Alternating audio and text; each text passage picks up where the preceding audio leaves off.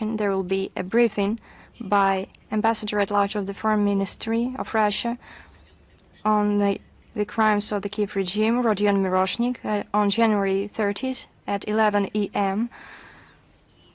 It will be held at the press center of the Russian Foreign Ministry and will be dedicated to the criminal acts of the Kiev regime in 2025. We will provide all the relevant information rapidly. We draw the attention of the international organizations. Rodion Miroshnik, in a week, will present a large report in the form of a briefing and speak on what horrific trials civilians are going through due to Kiev regime's actions, deliberate actions, planned actions of the neo-Nazi Kiev regime.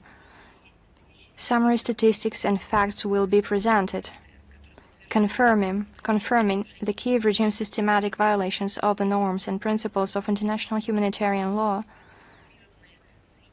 as well as testimonies from victims and other documentary and visual evidence of the terrorist nature of the regime of Zelensky.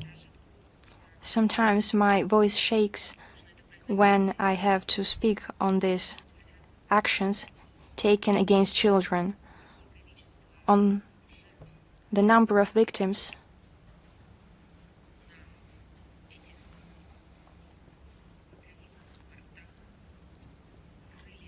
We can see victims caused by the drones launched by Ukrainian armed forces.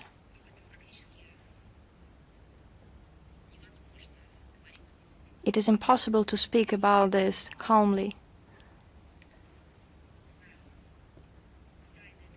I do not know whether it is a secret or not, but the most difficult task when you voice these numbers and these facts is to see the text, because tears appear in the eyes, and it is difficult because they blur the vision, and sometimes I cannot refrain from these tears. But every time I try to do it so that the world can know that this Nazism that allegedly was defeated 80 years ago, once again it raises its head. Now it is hiding behind words about alleged democracy, freedom, allegedly national identity in Ukraine. In reality, this is nothing but a shadow, but a mask. This is just dust that is thrown in the eyes of everyone so that nobody can take note of the essence,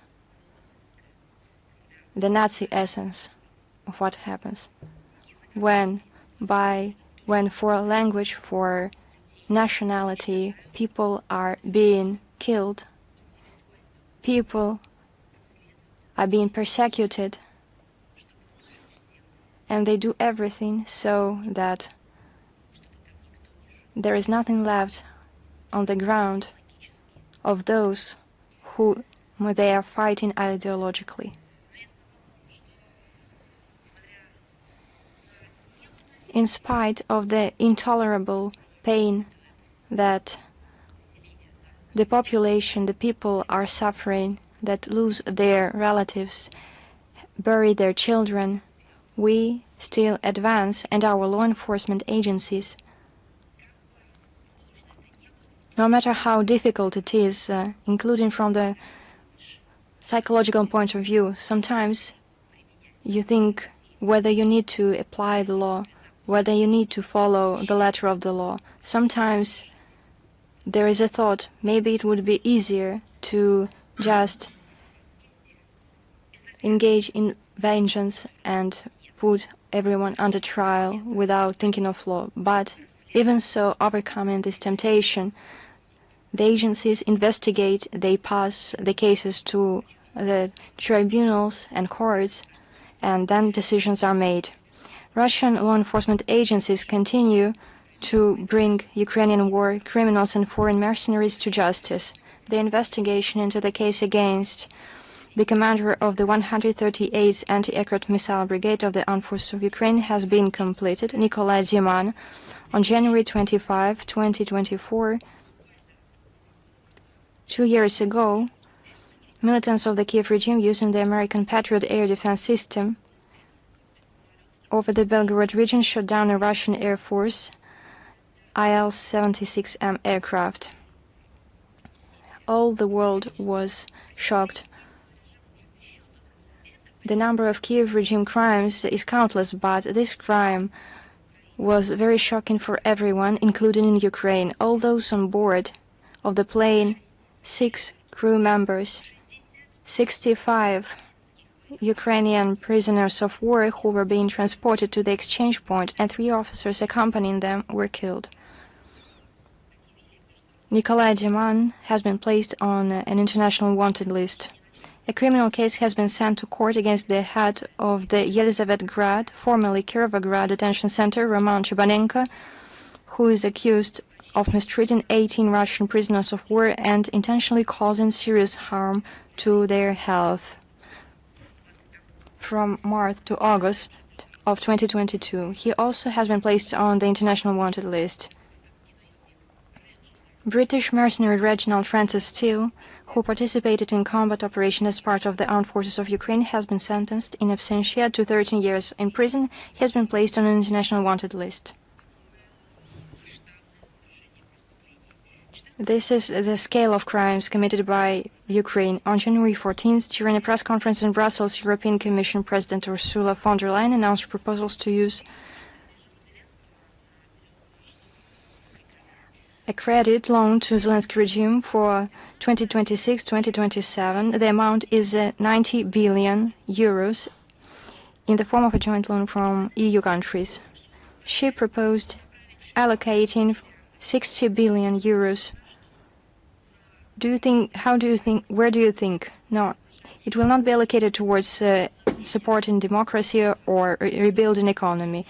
Neither is it for the social sector. 60 billion euros will be sent to Kiev to address Kiev's military needs. As Ursula von der Leyen explained, Ukraine is at war with Russia, and they will spare no funds nor no money for this purpose. 30 billion euros will be assigned to the budget support of Kiev.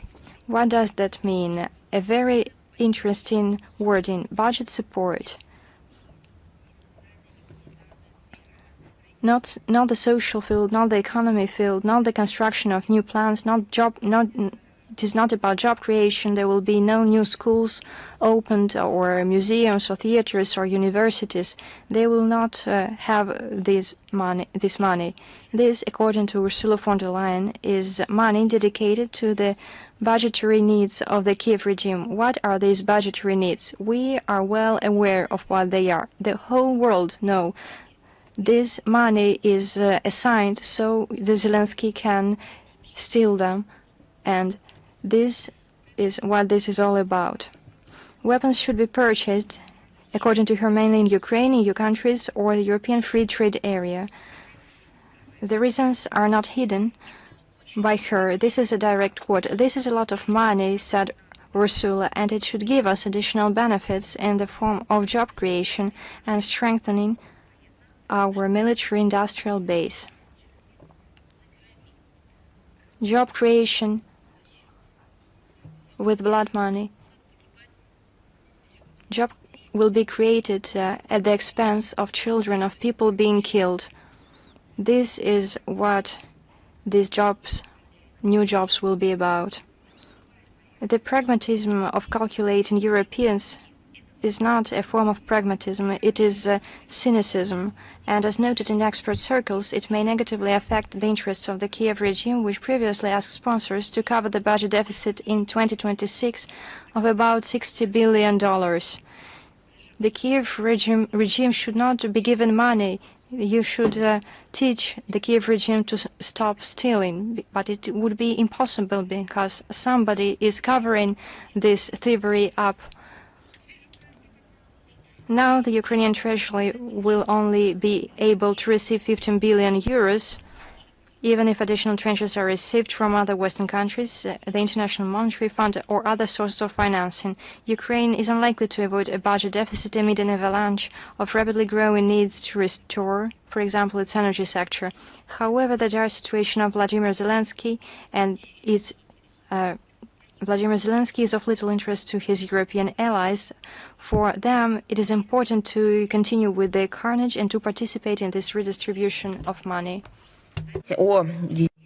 And I would like to mention the visits to Ukraine by Western curators of the Kiev regime, who talk so much about peace, who have discussed peace so much. So let us see what they discussed there. On the 12th, 13th of January, Norway Foreign Minister